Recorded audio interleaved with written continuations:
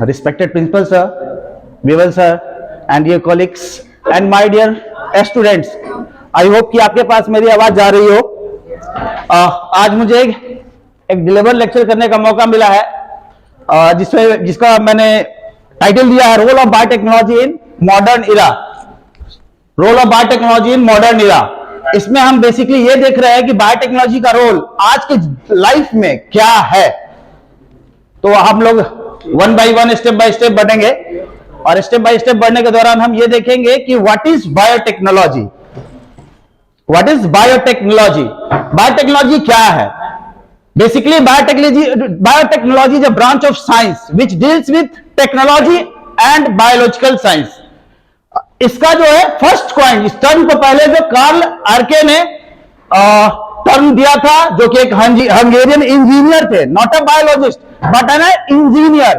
तो आप समझ सकते हैं कि इंजीनियर का दिमाग हमेशा जोड़ने और तोड़ने में लगा रहता है कि हाँ कैसे तोड़ा जाए, कैसे जोड़ा जाए। So he has termed that name, that is biotechnology, and biotechnology uses living cells to develop or manipulate product for a specific purpose such as genetically modified foods। हम लोग जीएम फूड्स के बारे में देख रहे हैं, जीएम प्लांट्स के बारे में day by day daily news में आ रहा है, जेनेटिकली मॉडिफाइड प्लांट्स। क्योंकि जिस तरह से जनसंख्या बढ़ रही है उस हिसाब से प्रोडक्टिविटी हमारे पास नहीं है। तो हम क्या कर रहे हैं कि जेनेटिकली मॉडिफाइड प्लांट्स को इस्तेमाल करना चाह रहे हैं। हम चाह रहे हैं कि जीन को इनकॉर्पोरेट करें जिससे उसकी गुणवत्ता भी बने और उसका मात्रा भी बढ़े। तो ये है genetically modified foods, RDT products.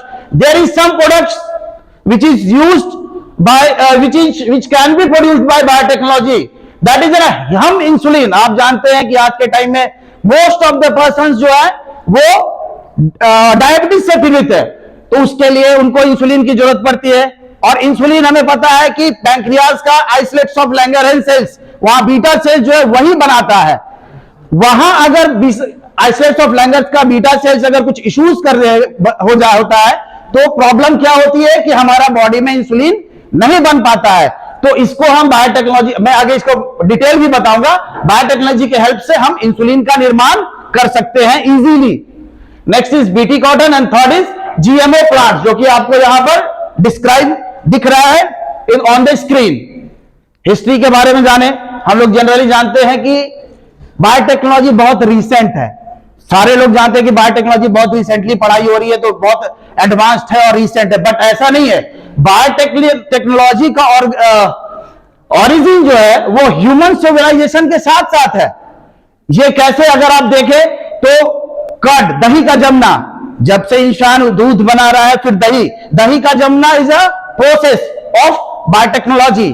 और यही नहीं, शराब, मदिरा जिसको हम लोग जानते हैं, वो भी फर्मेंटेशन के थ्रू ही बनता है, और फर्मेंटेशन का process is part of biotechnology. तो आप देख सकते हैं कि बहुत पहले जब हमारा सिविलाइजेशन शुरू हुआ, बहुत सारी सभ्यताओं में शराब का जिक्र मिलता है, तो वहां पर इसका मतलब वहां इस टेक्निक को इस्तेमाल किया जाता था। हाँ, अभी हम लोगों ने उस पर रिसर्च डीपली किया और उसको हम लोगों ने आगे बढ़ाया है। तो हम अगर देखें कि करंट सिनारियो में बायोटेक्नोलॉजी में डिफरेंट टर्म्स एंड कंडीशंस आते हैं और साथ साथ डिफरेंट टेक्निक्स हैं, जो कि मैं आज इसको डिस्क्राइब करने जा रहा हूं आप लोग के सामने। First one is recombinant DNA technology, second is PCR, cell culture, gene cloning, DNA fingerprinting, environmental engineering, immunology, clinical and medical biotechnology and agriculture biotech and many more. So अगर हम इससे आगे बढ़े तो हम देखें कि हमारा बायोटेक का इस्तेमाल environmental, food technology, medicine, genetic technology और एग्रीकल्चर में प्रेजेंट यूज होता है। हम आते हैं फर्स्ट, रिकॉम्बिनेंट डीएनए टेक्नोलॉजी। जैसा जानते हैं नाम, रिकॉम्बिनेंट अर्थात दो चीज को जोड़ना। डीएनए, रिकॉम्बिनेंट मींस दो चीज जुड़ना, और डीएनए अर्थात दो डिफरेंट डीएनए को जोड़ने के, शायद लाइट आ रहा, हाँ, दो डिफरेंट डीएनए को जोड़ने की टेक्निक को ही हम लोग कहते हैं recombinant DNA technology. Recombinant DNA technology is the joining together of DNA molecules from two different species. आप यहां जिस तरह से डायग्राम में देख रहे हैं कि ह्यूमन सेल्स है वहां, जिसको हम ह्यूमन सेल्स में जीन ऑफ इंटरेस्ट, अर्थात जो जीन हम चाहते हैं, हमें पता है। पहले आप लोग को यह समझना होगा जीन है क्या। Gene is a functional part of an DNA which has ability to transcript and further than translate यही जीन है जो कि प्रोटीन बनाने में काम करता है। उसी जीन के अगर जीन में कोई डैमेज आ गया तो हमारा प्रोटीन टोटली बदल जाता है, जो कि आप लोग जान रहे हैं और मैंने इस चीज के बारे में पढ़ाया है अपने बच्चों को। आगे अब यहां पर हम लोग आते हैं तो उस जीन को हम अगर आइसोलेट कर ले, मुझे पता है कि एक बार में बॉडी में जब सेल डिवीजन होता है तो 24 आवर लगते हैं, ह्यूमन 24, 48 फर्दर, तो उस सेल को बार बार डिवाइड करने में समय लगता है। तो इस चीज को टेक्नोलॉजी के हिसाब से अगर सोचा गया कि क्यों नहीं हम उस जीन को ऐसे जगह डालें जो बहुत रैपिड डिवाइड करता हो, तो अगर वो सेल डिवाइड होगा तो साथ साथ मेरा जीन भी डिवाइड होगा। तो इसमें रिकॉम्बिनेंट डीएनए टेक्नोलॉजी का इस्तेमाल किया गया और जीन ऑफ इंटरेस्ट को हम प्लाज्मिड सेल, क्योंकि बैक्टीरिया का लाइफ हर 24 घंटे के हर 20 मिनट में, कुछ बैक्टीरिया ऐसे हैं जो हर 20 मिनट में अपने आप को डबल कर लेते हैं, 1 से 2। तो अगर उस बैक्टीरिया के सेल के अंदर हम अपना जीन ऑफ इंटरेस्ट डाल दे, जीन ऑफ इंटरेस्ट करने का मतलब जो हमें जीन से कुछ चाहिए, तो हम क्या करेंगे, उस जीन को उस बैक्टीरिया में डालेंगे। जब बैक्टीरिया डिवाइड होगा तो साथ साथ हमारा जीन भी डिवाइड होगा और जीन फिर अपना एक्सप्रेशन भी देगा कि जिस प्रोटीन के लिए वो जीन रिस्पॉन्सिबल है वो प्रोटीन भी आपका बनाएगा, क्योंकि बैक्टीरिया आपका लिविंग है। तो ये पद्धति को हम लोग कहते हैं रिकॉम्बिनेंट डीएनए टेक्नोलॉजी, जहां पर हमारा जीन इंटैक्ट हुआ आपका प्लाज्मिड वेक्टर आइसोलेटेड जो भी प्लाज्मिड सेल के साथ। नेक्स्ट इज इंसुलिन प्रोडक्शन, जो मैंने अभी आपको बताया कि फॉर एग्जांपल अगर हम लोग समझे कि human cells, you can say that is in human cells and bacterium. तो अगर ह्यूमन सेल्स में अगर हमारे बॉडी में अगर इंसुलिन बन रहा है तो डेफिनेटली उस सेल इंसुलिन के लिए कोई ना कोई जीन रिस्पॉन्सिबल है और हम उस जीन को आइडेंटिफाई करेंगे। उस जीन को आइडेंटिफाई करने के बाद उस जीन को कट करेंगे और कट करने के बाद बैक्टीरियल सेल जो हमारा बैक्टीरिया है, और मैंने अभी आपको बताया कि कुछ बैक्टीरिया ऐसे होते हैं जो 20 मिनट में अपने आप को डबल कर लेते हैं। अगर कोई इंसान के बॉडी में इंसुलिन नहीं बन पा रहा है तो डेफिनेटली वो डायबिटीज से पीड़ित होगा, तो हम क्या करेंगे, उनको आउटसोर्सिंग के थ्रू इंसुलिन हार्मोन प्रोवाइड कराएंगे। तो इंसुलिन हार्मोन प्रोवाइड कराने के लिए हमको इंसुलिन की जरूरत पड़ेगी आउटसोर्सिंग से। तो इसका जो मैन्युफैक्चरिंग होगा इनसाइड द लेबोरेटरी, हम इंसुलिन बना सकते हैं। जैसे हार्मोन को हम लोग जनरली नॉर्मल वे में कहीं से प्राप्त नहीं कर सकते हैं, क्योंकि ये बॉडी में सिंथेसिस होता है, बॉडी में ही बनता है। तो यहां आप देखिएगा ह्यूमन सेल्स है, बैक्टीरिया में हम लोग क्या किए, जीन ऑफ इंटरेस्ट अर्थात इंसुलिन के जीन को आइसोलेट किए, बैक्टीरिया सेल्स के प्लाज्मिड में इसको इंटैक्ट करा दिए और इंटैक्ट कराने के बाद जो बना that is the recombinant DNA, जो आपने अभी देखा है इसके प्रीवियस स्लाइड में that is called recombinant DNA. और फिर इस प्लाज्मिड को दोबारा बैक्टीरिया में डाल दिए, इसको फिर से दोबारा बैक्टीरिया में डाल दिए, और जब ये दोबारा बैक्टीरिया अपने आप को डिवाइड करेगा तो साथ साथ मेरा जीन ऑफ इंटरेस्ट भी डिवीजन करता चला जाएगा और नंबर ऑफ कॉपीज बढ़ते चले जाएंगे।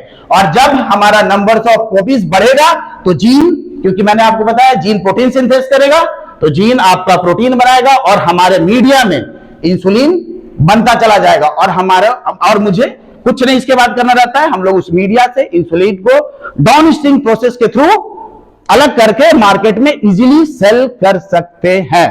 अब यहां पर एक चीज समझने की बात है, आज से 40-50 साल पहले अगर किसी इंसान को डायबिटीज हो जाता था तो वहां प्रॉब्लम यह होती थी कि आखिर इंसुलिन उन्हें दिया कहां से जाए। इसके लिए पहले जो टेस्ट होता था, पिग के बॉडी से उसको मारने के बाद उसकी डाउन प्रोसेसिंग के थ्रू हमको इंसुलिन की एक्सट्रैक्ट करना पड़ता था, इंसुलिन की प्राप्ति होती थी, और वो भी बहुत कम, 2 माइक्रोग्राम 3 माइक्रोग्राम। आप समझ सकते हैं कि उतना इंसुलिन के लिए कितना ज्यादा जानवर की हत्या करना पड़ता था आज से 40 साल पहले, जो कि हम बायोटेक्नोलॉजी की मदद से अब कुछ नहीं, किसी की कोई हत्या करने की जरूरत नहीं है। बैक्टीरिया में मैंने इंसर्ट करा, बैक्टीरिया डिवाइड किया, बैक्टीरिया ने उस प्रोटीन को बना दिया और हम उसके मीडिया से फिल्टर करके इंसुलिन प्रोटीन को आइसोलेट कर लेते इजीली, और बैक्टीरिया भी जिंदा रह गया और हमारा प्रोटीन भी मुझे प्राप्त हो गया। This is the best technique for isolate insulin production. Next slide is PCR. अब हम आते हैं PCR. PCR is polymerase chain reaction. आप लोग जानते हैं और जानने की कोशिश से जानेंगे कि पीसीआर में होता क्या है। बेसिकली हम लोग डीएनए के बारे में जानते हैं, DNA is deoxy ribonucleic acids. हमारे बॉडी में जो भी सेल है, सेल के अंदर में न्यूक्लियस है और न्यूक्लियस के अंदर में क्रोमोसोम है। जो क्रोमोसोम जो होता है वो डीएनए से ही बना रहता है। तो सेल का डिवीजन होता है, सेल डिवीजन के दौरान डीएनए अपने आप को डुप्लीकेट, बस एक सेल से 2 सेल बनाता है, तो सेल का डिवीजन होता है। बट अगर हम सेल का डिवीजन करने के लिए चाहे कि हमारा डीएनए का नंबर्स बढ़े, कॉपीज बढ़े, तो अगर हम उसको लैब में डिवीजन कराना चाहे तो उसके लिए एक इक्विपमेंट है, एक प्रोसेस है जिसको हम लोग कहते हैं पॉलीमरेज चेन रिएक्शन। इसमें क्या होता है आप यहां थोड़ा समझेंगे कि ये जो डीएनए होता है, जो हम लोग कहीं से आइसोलेट, किसी भी सेल से, लाइव या डेड सेल से, अगर उस डीएनए को हम लोग आइसोलेट कर ले और डीएनए को लाइन कट गया, on using the ability of DNA polymerase to synthesis new strand of DNA complementary to the offered template strand। जैसे मैंने अभी आप लोग देख रहे थे कि डीएनए का 1 से 2, 2 से 4, 4 से 8 उसमें प्रोसेस होता है, दैट इज कॉल्ड थर्मो। जो यूनिट होता है उसको कहते हैं थर्मोसाइक्लर। थर्मो का मतलब हीट, साइकिल का मतलब चक्र। तो यहां क्या होता है, डीएनए का डिवीजन और जुड़ना ये एक टेम्परेचर पे डिपेंड करता है। तो टेम्परेचर पर देखेंगे तो पहले डीएनए का डीनेचुरेशन होता है, फिर उसके बाद डीएनए में एनलिंग होती है और फिर उसका इलोंगेशन होता है। ये 3 प्रोसेस के थ्रू हमारा पॉलीमरेज चेन रिएक्शन कंप्लीट होता है, जिसमें हम एक डीएनए से लाखों कॉपी बना सकते हैं। इसकी जरूरत कब पड़ती है अगर आप समझेंगे तो, जैसे कहीं पर भी कोई क्राइम होता है तो हम लोग क्या करते हैं, पहले जाकर के वहां पर सैंपल देखा जाता है कि कहीं ऐसा तो नहीं कि कोई क्रिमिनल ने कुछ लिविंग उनका बाल हो या कुछ ऐसा छोड़ दिया हो। तो वहां से अगर हम उस चीज को आइसोलेट कर लेते हैं तो मैं आपको यह बताना चाहता हूं कि हर इंसान का डीएनए अपना पिकूलियर होता है। 99.9% सिमिलर होता है, बट 0.01% है जो सब में डिफरेंट है। इसीलिए हम इंसान डिफरेंट हैं, नहीं तो हम लोग एक जैसे सब तरह से दिखते। तो वही जो 0.01% की बात आती है, जो बेस पेयर आगे पीछे, जो बेस पेयर की मैं बात कर रहा हूं वो ATCG होता है, वो डीएनए का सीक्वेंस होता है जो आगे और पीछे होता है। उसी पे आपका अपना अपना कैरेक्टर, इंडिविजुअल कैरेक्टर डिसाइड करता है। वहां क्या करते हैं, अगर हम किसी साइट पे गए और वहां कहीं कोई क्राइम हुआ है और उस क्राइम के एविडेंस से हमने कुछ लिविंग सोर्स, जैसे कोई भी सस्पेक्ट है जिसका बाल अगर मुझे मिल गया, तो हम क्या करेंगे, उस हेयर से डीएनए को आइसोलेट करेंगे। हमें पता है कि हेयर तो एक था, एक हेयर से कितना डीएनए मिलेगा, उतना नहीं मिल पाएगा। तो अब हमें क्या जरूरत पड़ेगी, उस डीएनए का मल्टीपल कॉपी बनाना। उस डीएनए का मल्टीपल कॉपी मींस हमको लाखों की संख्या में वो डीएनए बन जाए। तो अब हम क्या करेंगे, उस एक डीएनए को लेंगे और उस एक डीएनए से हम पॉलीमरेज चेन रिएक्शन में डालेंगे, एंजाइम्स को डालेंगे और वो क्या करेगा, एक डीएनए से 1 लाख 1 करोड़ डीएनए आपका तैयार विद इन 2 to 3 आवर्स। और लैबोरेटरी में आपको जब एक बार में 1 करोड़ डीएनए मिल गया तो आप उसके थ्रू आप टेस्ट करेंगे।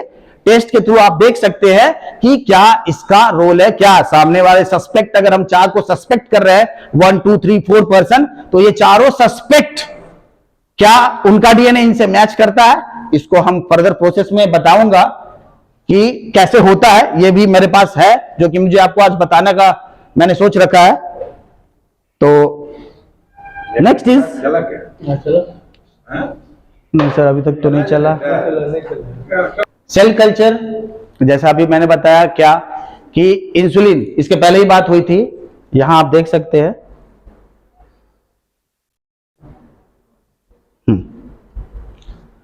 इस स्लाइड में हम लोगों ने क्लोन बना लिया था। क्लोन बनाने के बाद मीडिया में हमें कल्चर, अर्थात उस बैक्टीरियल सेल को कल्चर करना। कल्चर करना माने किसी को ग्रो कराना, बढ़ाना, तो उसको हम लोग कहते हैं कल्चर। तो यहां जो सेल कल्चर टेक्निक्स होता है उसमें हम ये देखते हैं कि कैसे, अगर हमने सेल को रिकॉम्बिनेंट डीएनए से रिकॉम्बिनेंट सेल को बना लिया, तो सेल तो मैंने एक बनाया था, एक सेल बना, 2 सेल बना या 50 सेल बना, लेकिन उस 50 सेल से तो मेरा जो रिक्वायरमेंट है वो पूरा नहीं होगा। अब हम क्या करेंगे, उस 50 सेल को कल्चर में रखेंगे। कल्चर करने के बाद वो 50 सेल 1000, लाख, करोड़ों में डिवाइड करके बढ़ता जाएगा। यही टेक्निक कहलाता है cell culture technique. Cell culture और tissue culture is the process by which cells are grown under control condition, generally outside of their natural environment.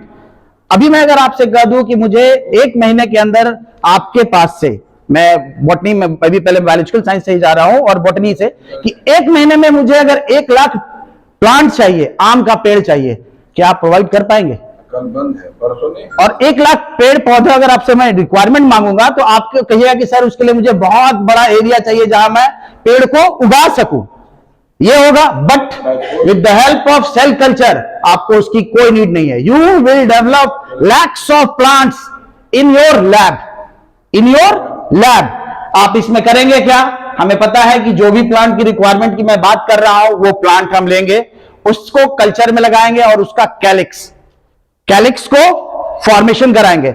इसमें एक चीज ध्यान देने की बात होती है कि प्लांट में टोटिपोटेंसी एक कैरेक्टर होता है कि उस प्लांट का ईच सेल, माने एक सेल पूरे होल प्लांट को बनाने का कैरेक्टर रखता है।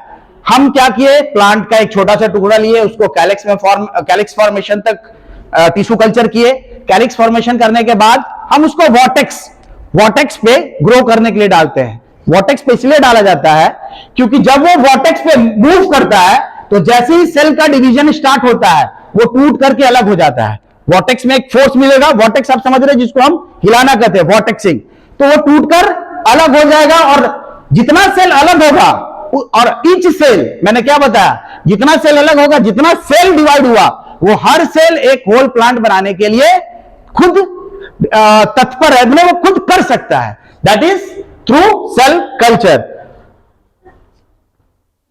और आप यहां, हम जोलॉजी से हैं तो हम एनिमल सेल कल्चर की अगर बात कर रहे हैं तो एनिमल सेल कल्चर में बेसिकली एंटीबॉडी फॉर्मेशन, एंटीबॉडीज आप लोग जानते हैं। अभी आप इस चीज को देखे होंगे कि कोरोना के टाइम में बहुत लोकली कि अगर किसी को पहले से कोरोना हो चुका था तो उनको कहा गया था कि आप प्लीज अपना प्लाज्मा डोनेट करिए।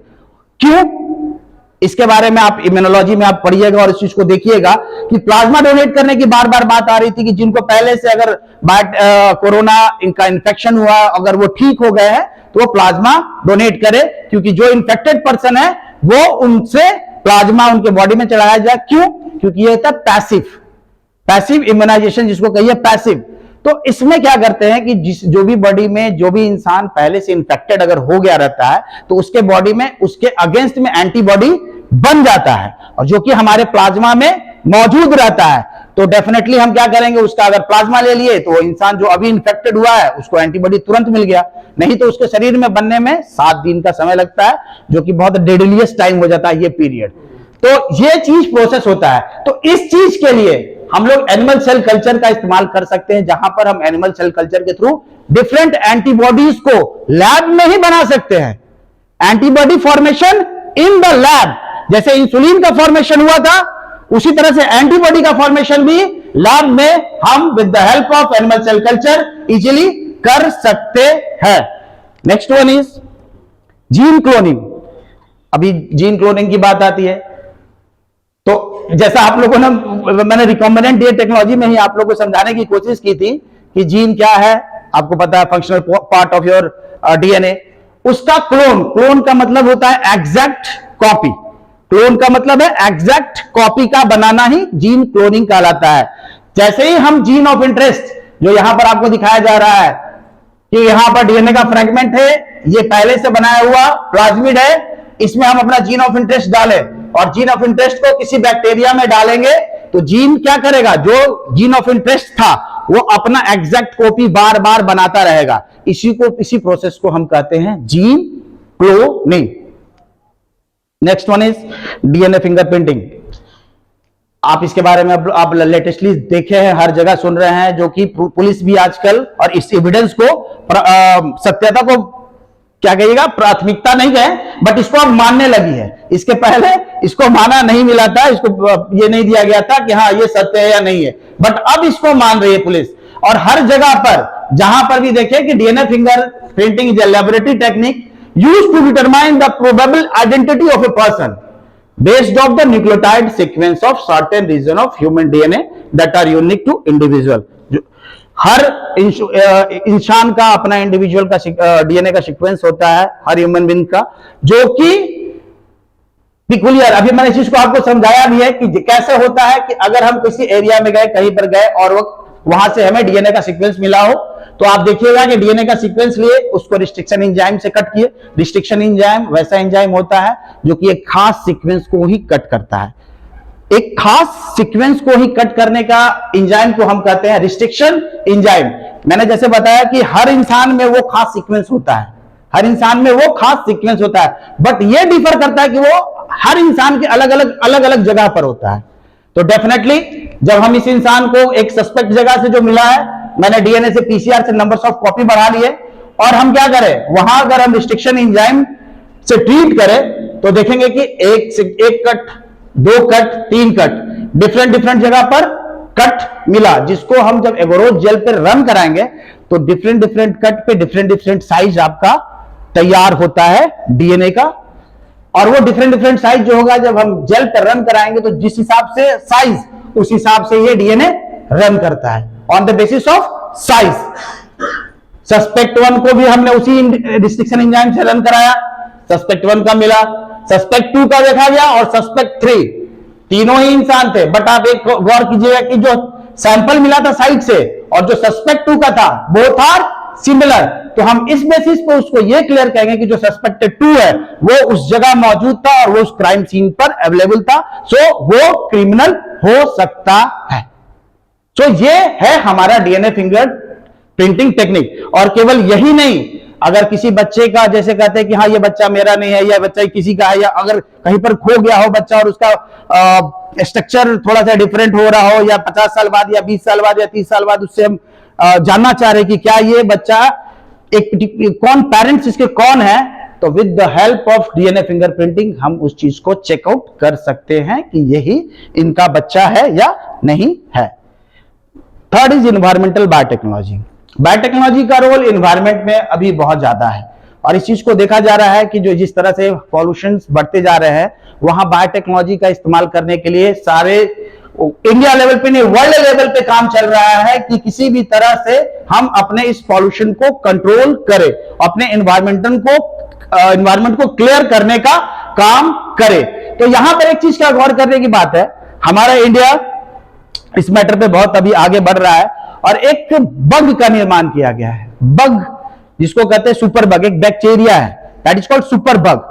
इसमें कुछ बैक्टीरिया के साथ एक कैरेक्टर का क्या बात ये होती कैरेक्टर है कि जब भी आप पेट्रोलियम पदार्थ, जिसको हम कहते हैं पेट्रोलियम पदार्थ बेसिकली क्या होता है कि अगर पेट्रोलियम कहीं पर यूनिट है, जैसे हम लोग के पास बरौनी रिफाइनरी है, तो जब भी कुछ प्रोडक्शन होता है तो उसका वेस्ट प्रोडक्ट बाहर निकलता है, और हम लोग क्या करते हैं, उसको जमीन पर छोड़ देते हैं, जमीन पर बहा दिए। तो जहां पर भी वो गया पेट्रोलियम पदार्थ, वो क्या हो गया, स्टिक। पेट्रोलियम बहुत स्टिकी होता है, और वो पूरे लैंड को स्टिकी बना करके उसको खराब कर देता है, बंजर कर देता है, अनफर्टाइल हो जाता है। तो डेफिनेटली हमारा लैंड बर्बाद हो रहा है, और उतना ही पॉल्यूशन बढ़ता चला जा रहा है। तो इस सेंस में एक बैक्टीरिया सुपर बग का जो निर्माण, उसमें सुपर बग में क्या किया गया कि उसको हम लोगों ने बैक्टीरिया में एक पिकुलियर कैरेक्टर डाला गया कि जो पेट्रोलियम पदार्थ पर ग्रो करता है, जो पेट्रोलियम पदार्थ पर ग्रो करता है। तो डेफिनेटली अगर कहीं खाना मिलेगा तो उसको खाना को खाने की, बढ़ने का मतलब खाना उनको अवेलेबल है। तो अगर हम क्या करें, अगर पेट्रोलियम के ऊपर उसको स्प्रिंकल करा दें, तो पेट्रोलियम अर्थात जो पेट्रोलियम पदार्थ है उसको वो खाना शुरू करेगा, और उसको डिकम्पोज करके उस एरिया से सारे पेट्रोलियम पदार्थ को खत्म। ये है आपका बायोटेक्नोलॉजी। इस सेंस में एक और अभी रिसर्च पटना में, बिहार में चल रहा है, और पटना में आर्सेनिक, हम लोग जान रहे हैं कि इंडो गैंगेटिक प्लेन पे आर्सेनिक बहुत ही ज्यादा मात्रा में फैला हुआ है, और इसका रिसर्च डॉक्टर ए के घोष कर रहे हैं, और वो अभी पॉल्यूशन कंट्रोल बोर्ड के चेयरमैन भी है। उसमें यही देखा जा रहा है कि आर्सेनिक का इफेक्ट आपके बॉडी पर बहुत ज्यादा है। केमिस्ट्री वाले सर ज्यादा बेहतर बताएंगे, पर हम लोगों ने जहां तक देखा है कि उसका बॉडी पर इफेक्ट पड़ता है, और वो अल्टरेशन ऑफ योर बॉडी, उसमें बॉडी का जो होता है ऑल्टर्ड कर देता है बोन को, और भी बहुत सारा उसका इफेक्ट पड़ रहा है। तो उस आर्सेनिक को खत्म करना, क्योंकि हमें इंडो गैंगेटिक प्लेन में बहुत ज्यादा अवेलेबल है, जो भी गंगा के किनारे जितने भी जिला है या जो भी आपका गांव कहिए, शहर कहिए, वो सारे उस एरिया में आर्सेनिक का प्रकोप बहुत ज्यादा है। इसके लिए उन्होंने बताया था, जैसे मुझे याद है कि स्वीडन में एक बैक्टीरिया को उन्होंने आइसोलेट किया था। वो बैक्टीरिया की खासियत थी क्या कि वो आर्सेनिक को ही अपना खाना समझता था, और उन्होंने उस बैक्टीरिया को इनकॉर्पोरेट करा करके उस एरिया में जहां पर ये इंडो गैंगेटिक प्लेन है, गंगा के किनारे, स्प्रिंकल करके उस एरिया में उस आर्सेनिक को कोशिश किया कि उसको खा करके खत्म कर दिया जाए, उसको डिग्रेड करा दिया जाए। तो ये सारा चीज जो है आप इन्वायरमेंटल बायोटेक में पढ़ते हैं, देखते हैं। एक नया टॉपिक मुझे इस दौरान मिला, माइक्रोबियल फ्यूल सेल, जो कि मेरे लिए भी नया है, और मैं चाहूंगा कि फिजिक्स वाले सर और केमिस्ट्री दोनों सर इस पर हमारे साथ भी कभी बातचीत करें और चर्चा करें। Microbial fuel cell is a bioelectrochemical device that can generate electricity by the use of electrons obtained from the anaerobic oxidation of substrates. Generally, the microbial fuel cells consist of two parts: an anode, जो कि ये anode part होता है, and that is an cathode. यहां हम देखते हैं कि जो भी वाटर पॉल्यूटेंट होता है, हमारा वाटर पोल्यूशन सबसे बड़ी समस्या बन जाती है कब, कि जब हमारे घर से सारा जो कचरा पानी निकलता है और उसको ले जाकर गंगा जी में डाल देते हैं, और हम कहते हैं कि हमारा घर साफ तो सब साफ, लेकिन पता चलता है कि वो सारा कचरा तो हम गंगा जी में डाल रहे हैं, और फिर वहीं से वही मछली पकड़ के लाते हैं और कहते हैं हम तो गंगा का मछली खा रहे हैं, तो फिर आप उसी को साइकिल में अपने ले रहे हैं। ये सबसे बड़ा प्रॉब्लम है। तो इस चीज के लिए वेस्ट वाटर मैनेजमेंट की तैयारी की गई कि भाई अगर कभी भी अगर हमको उसको वेस्ट वाटर को गंगा जी में भी डालना है, तो उसका हम पहले मैनेजमेंट करें। मैनेजमेंट करने का मतलब कि जो भी उसमें केमिकल पॉल्यूटेंट है या बायोलॉजिकल पॉल्यूटेंट है, उसको रिड्यूस कर दे, उसको ब्रेक डाउन करा दे, और ब्रेक डाउन करा करके उसके बाद हम उसको गंगा जी में डालें। इसके लिए बहुत सारा फिजिकल मेथड है, केमिकल मेथड है और बायोलॉजिकल मेथड है। तो शायद ये केमिकल मेथड है, इसके बारे में मैं इसीलिए शायद बोल रहा हूं क्योंकि मैं भी इसके बारे में कुछ डिस्क्राइब से नहीं जान रहा हूं, बट मैं डेफिनेटली यहां जो मैं पढ़ पाया कि वो ऑर्गेनिक मैटर को कोई बैक्टीरिया जो तोड़ता है और वो इलेक्ट्रॉन को डिस्चार्ज करता है, और जो इलेक्ट्रॉन को डिस्चार्ज करता है तो हम लोग इस तरह का टैंक बनाते हैं, that is N anode tank and cathode tank, और ये ट्रांसफर होता है एन एक्सचेंज के थ्रू, और इसी के थ्रू इससे इलेक्ट्रिसिटी का भी फॉर्मेशन होता है। ये एक टेक्निक मेरे लिए नया था, जो कि मैं खुद अपने इस चीज को एडमिट करता हूं कि ये मेरे लिए नया है। वो आगे कभी इस चीज पर सर मैं पूरा प्रेजेंटेशन देना चाहूंगा। Next is immunology. Biotechnology has led to the development of immunology in generating diagnostic tests, drugs and vaccines. Corona के टाइम में वैक्सीन के बारे में आप लोग देख रहे होंगे कि वैक्सीन की कितनी जरूरत थी, कैसे इंडिया ने दूसरे देश को भी वैक्सीन को प्रोवाइड कराया। अगर हमारे पास बायोटेक्नोलॉजी का एस्पेक्ट्स नहीं रहता, बायोटेक्नोलॉजी का टैलेंट नहीं रहता, तो शायद ये कर पाना हमारे लिए बहुत ही मुश्किल था, क्योंकि इतना जल्दी बहुत सारे कंट्री लगे हुए थे वैक्सीन बनाने में, जिसमें अमेरिका, जर्मनी सब लगे पड़े थे, बट उसमें से भारत भी एक ऐसा देश था जिसको बहुत रैपिडली बनाया और पूरे वर्ल्ड में उस चीज को डिस्ट्रीब्यूट भी किया।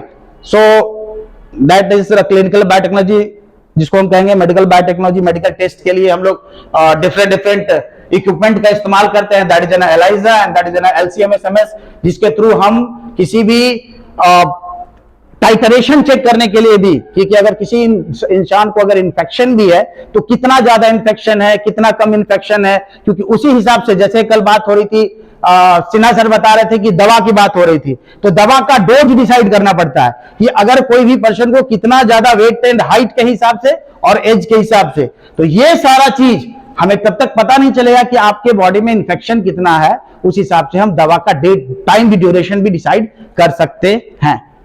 So thank you very much. This is my report. RN index मेरा 2 है. So thank you. Now you can ask some questions. I hope I have satisfied you. Question students पूछ सकते हैं अगर किसी को जरूरत है। हाँ सर, आपसे एक रिक्वेस्ट है